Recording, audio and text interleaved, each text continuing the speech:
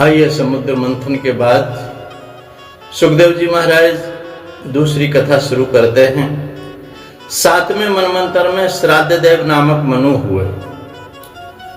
उनके समय में कश्यप और अदिति के घर भगवान वामन का अवतार हुआ। परीक्षित राजा कहते हैं, मैं 7वें मनवंतर की वामन भगवान की कथा सुनना चाहता हूं। भगवान, हे गुरुदेव, मुझे वामन अवतार की कथा सुनाइए ना, मुझे उनका चरित्र सुनाइए। सुखदेव जी वर्णन करते हैं, राजन, देवों के साथ हुए संग्राम में पराजित होने पर दैत्यों ने शुक्राचार्य का आश्रय लिया। शुक्राचार्य की कृपा से दैत्यों का बल बढ़ने लगा। इंद्र द्वारा पराजित बलि राजा ने संतों की सेवा की। संतों की जो सेवा करेगा उसका बल बढ़ता ही जाएगा। फिर से बलवान होने लगा। शुक्राचार्य ने उसके विश्वजीत यज्ञ को कहा करने के लिए। विश्वजीत यज्ञ किया गया तो उस यज्ञ से उन्हें सर्वजित रथ प्राप्त हुआ। सर्वजित शुक्र की सेवा करने वाला बलि बनता है। शुक्र माने क्या है? शक्ति तत्व, जो सभी के अंदर विद्यमान है, शरीर बना है उसी से। ब्रह्मचर्य की सेवा करने से बलि बनोगे। शुक्राचार्य अर्थात संयम, ब्रह्मचर्य की सेवा करने से, संयम से दैत्य बलि बलवान बन गया। सभी विषयों का यज्ञ में होम किया गया। संयम रूपी यज्ञ में सर्व विषयों का होम करके और बलि जितेंद्रिय बनो, जितेंद्रिय बनो। शुक्राचार्य जी ने कहा, बलवान बने हुए बलि को शुक्राचार्य ने अपना ब्रह्म शक्ति प्रदान की। बलि राजा ने देवों का परास्त किया। स्वर्ग का राज्य दैत्यों ने छीन लिया। बलि राजा को इंद्रासन पर बिठाया गया और शुक्राचार्य ने सोचा कि बलि यदि 100 अश्वमेध यज्ञ करे तो स्वर्ग का राज्य उसे हमेशा के लिए मिल जाएगा। शुक्राचार्य गुरु है ना, तो गुरु तो हमेशा यही कहते हैं। तो अश्वमेध यज्ञ करने से उसको हमेशा के लिए राज्य स्वर्ग का मिल जाएगा। यज्ञ करने के लिए बलि भरूच यानी महाराष्ट्र में आए। अश्वमेध यज्ञ किया गया। बलि राजा ने स्वर्ग जीत लिया तो देवगण घबरा करके भागते हुए फिरे अपने गुरु बृहस्पति के पास पहुंचे। बृहस्पति ने कहा, बलि, जब भृगुवंशी ब्राह्मणों का अपमान करेगा तब वह नष्ट हो जाएगा, और जब जब संतों का, ब्राह्मणों का जो अपमान करता है वो नष्ट हो जाता है, उसकी यश कीर्ति सब चली जाती है। इधर देवों की माता अदिति दुख संतप्त हो गई और कश्यप ऋषि के कारण पूछने पर उसने सारी बात बताई। अदिति ने कश्यप की अत्यधिक सेवा करके वर मांगा कि मेरे पुत्रों का स्वर्ग का राज्य वापस मिले किसी प्रकार से। कश्यप ने कहा, मैं दैत्य ब्रह्मचर्य का पालन करते हैं।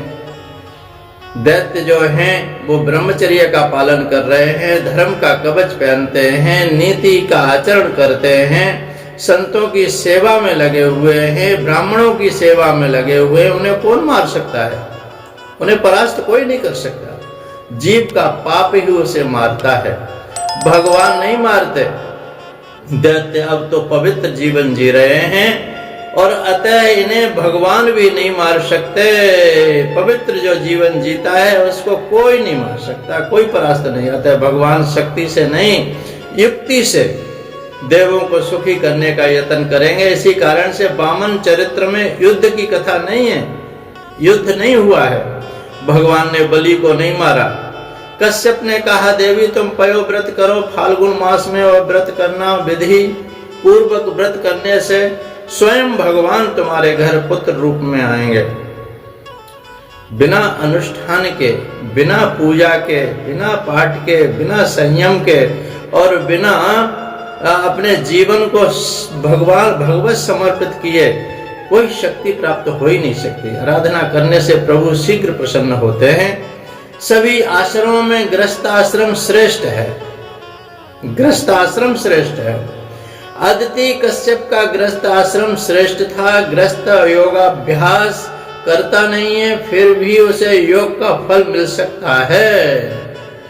लोग योग साधना नहीं कर पाते, उन्हें गृहस्थ आश्रम योग का फल देता है। गृहस्थ आश्रम में धर्म ही मुख्य है, धर्म ही मुख्य है। काम सुख तो गौड़ है। जब से वर राजा घोड़े के बदले मोटर पर सवारी करने लगे, गृहस्थ आश्रम में गड़बड़ हो गई। आजकल वर राजा को डर लगता है कि घोड़ा कहीं गिरा न दे। जो एक घोड़े को नियंत्रित नहीं कर पाता, वह 11 घोड़ों को कैसे नियंत्रित करेगा। घोड़ों को 5 कर्मेंद्रियां, 5 ज्ञानेंद्रियां और 1 मन, ये 11 घोड़े ही तो हैं।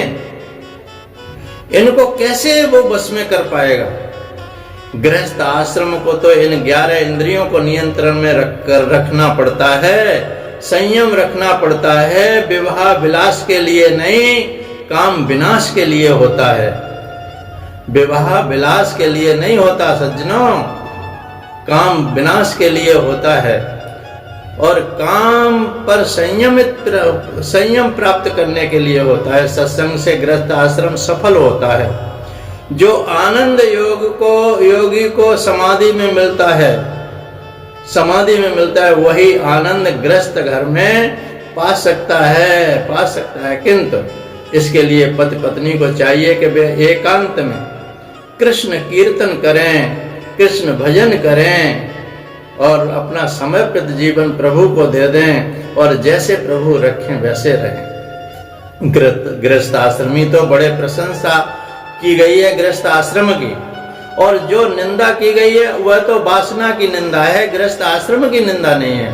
कोई भी स्त्री या पुरुष बुरा नहीं होता, किंतु उसके मन में छिपी हुई जो काम वासना है वही बुरी होती है, वही हमें गर्त में ले जाती है। महात्माओं ने तो कई बार कहा कि गृहस्थों का आनंद और योगी के आनंद से भी श्रेष्ठ है। ईश्वर के साथ खेलने वाला श्रेष्ठ है कि अपनी गोद में स्वयं ईश्वर को खिलाने वाला श्रेष्ठ है। बताओ, योगी परमात्मा के साथ खेलता है और अतः श्रेष्ठ तो है, किंतु गृहस्थ तो साधारण नहीं है। गृहस्थ आश्रम बिगड़ता है कुसंग से, और गृहस्थ आश्रम अपनी गोद में परमात्मा को खिलाता है। गृहस्थ आश्रम का लक्ष्य ठीक से समझ में न आवे के कारण, ठीक से समझ में न आने के कारण ही बिगड़ता है, वह बिगड़ जाता है। कश्यप अदिति का गृहस्थ आश्रम श्रेष्ठ था, दिव्य था, पवित्रता पूर्वक जीते हुए तपश्चर्या करते थे। अतः प्रभु ने उनके घर में जन्म लेने का विचार किया, सोचा। आज भी यदि कोई नारी अदिति की भांति पयोव्रत करे, यानी संयमित जीवन रहे और ऐसा वैसा आहार शुद्ध हो, सत्व शुद्धि, आहार का बिल्कुल शुद्ध हो, उसका पति कश्यप सा बने, तो भगवान उनके घर जन्म लेने को तैयार है। अदिति का अर्थ है अभेद बुद्धि। अदिति का मतलब है अभेद बुद्धि, ब्रह्माकार वृत्ति। ऐसी वृत्ति में से ही ब्रह्म का प्रकटीकरण होता है, प्रभु प्रकट हो जाते हैं। कश्यप का अर्थ है मन, जिसकी मनोवृत्ति ब्रह्माकार हो गई है, मन की वृत्ति, वही कश्यप है। यदि पत्नी अदिति बने और पति कश्यप बने, तो परमात्मा उनके घर अवतार लेकर के प्रकट होते हैं। योगी ब्रह्म चिंतन द्वारा प्रभुमय हो सकता है, तो पवित्र गृहस्थ प्रभु को पुत्र रूप में प्राप्त कर सकता है।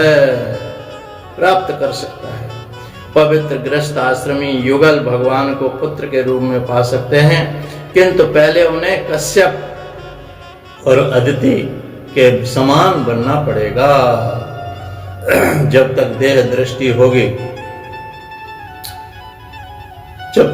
दृष्टि होगी, तब तक काम पीछे पीछे आएगा,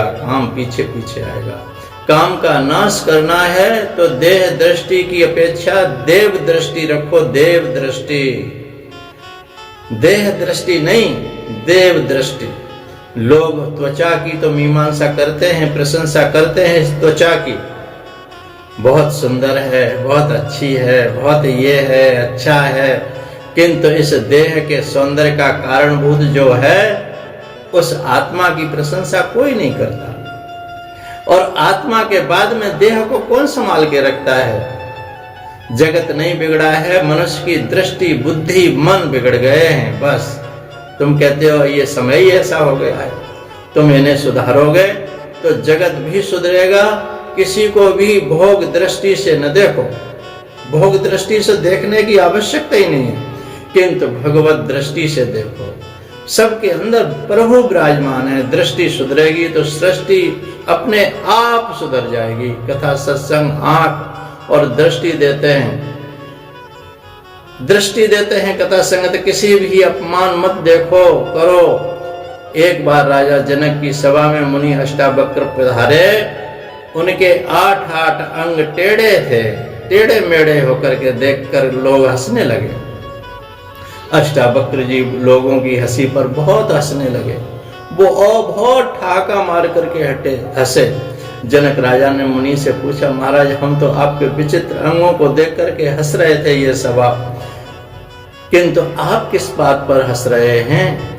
अष्टावक्र ने उत्तर दिया, मैं तो मानता था कि आपकी इस सभा में सभी ज्ञानी विराजते हैं, किंतु मैंने आज देखा है कि सब के सब मूर्ख बैठे हुए हैं, सब के सब मूर्ख। इस शरीर की चमड़ी को देखने वाले ही बैठे हैं यहाँ पर। आप सब मेरी देह को देख रहे हैं, यह तो है ही मिट्टी का। मेरा आत्मा को देखो, आत्मा को मैं देखता है ज्ञानी। मैं पवित्र ब्राह्मण हूँ, तुम सब मेरी आकृति को देखकर हंस रहे हो, किंतु मनुष्य की कृति को देखा जाता है, कृति को। वो कर कैसा रहा है जीवन में, उसका जीवन कैसा है, उसका पवित्र जीवन है कि नहीं है, प्रभुमय जीवन है कि नहीं है। आकृति देख रहे हो तो पूर्व जन्म के प्रारब्ध से प्राप्त होती है आकृति। तो मेरी कृति तो देखो, परमात्मा कृति को देखते हैं और मनुष्य आकृति को देखते हैं, बस यही अंतर है। ज्ञानी पुरुष अनेकों में एक को देखते हैं। द्वितीय ही भेद बुद्धि है और अद्वितीय अभेद बुद्धि है। ब्रह्माकार वृत्ति द्वितीय है, ब्रह्माकार वृत्ति जो है वो अद्वितीय है, भेद बुद्धि अद्वितीय है, और वो राक्षसों को जन्म देती है। जैसे कि हिरण्याक्ष और हिरण्यकश्यप अदिति ने पैदा किए और अभेद बुद्धि भगवान वामन को अदिति ने पैदा किया। जगत को भेद भाव से नहीं, अभेद भाव से देखो। जिसकी बुद्धि में भेद है उसके मन में भी भेद है।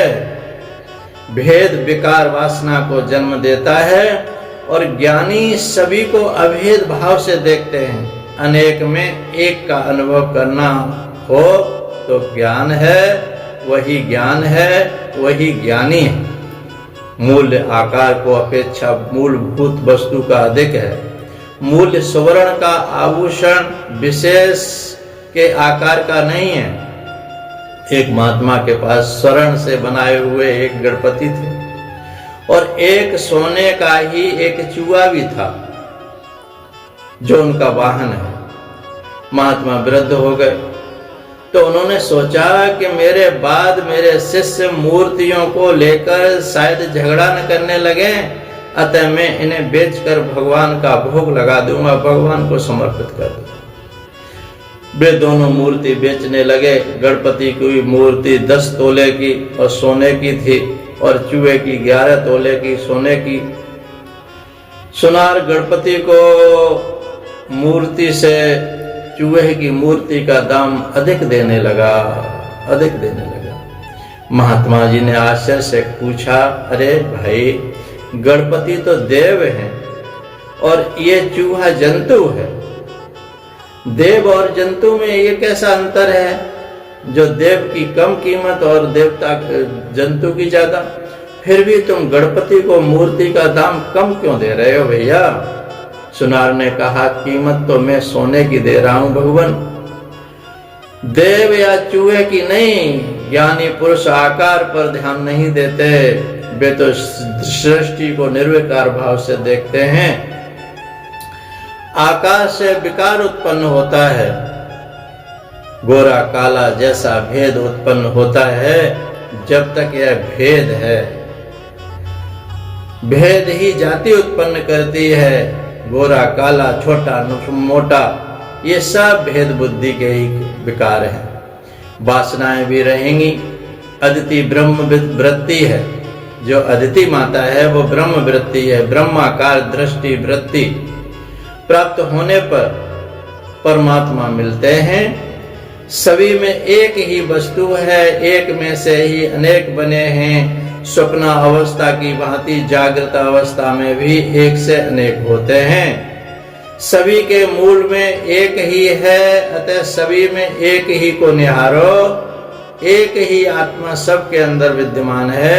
मन में जिस वस्तु का बार बार चिंतन होता है, उसी का आकार मन में स्थिर हो जाता है, स्थिर हो जाता है। संसार की वस्तुओं का ज्यादा चिंतन करोगे तो संसार वो ही तुम्हारे अंदर स्थिर हो जाएगा। परमात्मा का चिंतन होगा तो परमात्मा स्थिर हो जाएंगे। व्यापारी का मन अर्थाकार होता है, पैसाकार होता है। स्थिर हुआ है तो वो है स्वप्न में भी रुपए पैसे ही देखता है, रुपए पैसे। इसी प्रकार भक्त की चित्तवृत्ति भगवदाकार बन जाती है। अपने प्रभु को, अपने श्री कृष्ण को एक ही स्वरूप बार बार ध्यान करो, स्मरण करो, चिंतन करो, आदर भाव सभी देवों का करो, किंतु ध्यान अपने प्रभु का ही, इष्ट देव का ही करो। वे तो जल स्थल आकाश पाताल सभी में अव्यक्त रूप से विराजमान हैं। अतः सभी में वस्तु भगवत भाव की दृष्टि रखो भैया। सबके अंदर भगवत भाव की दृष्टि, जब दृष्टि भगवानमय होगी तो हर कहीं भगवान दिखाई देंगे। इससे आगे का प्रवचन आगे के भाग में सुनेंगे। बोलो सच्चिदानंद भगवान की जय, सद्गुरुदेव भगवान की जय। जय जय श्री राधे, जय जय श्री कृष्ण। सोहम सोहम सोहम। बोलिए सच्चिदानंद।